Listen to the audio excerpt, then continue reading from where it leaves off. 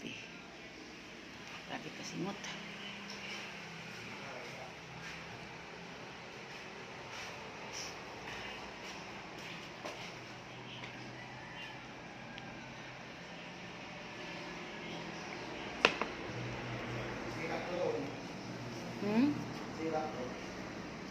Huwag na lang siguro isama yan.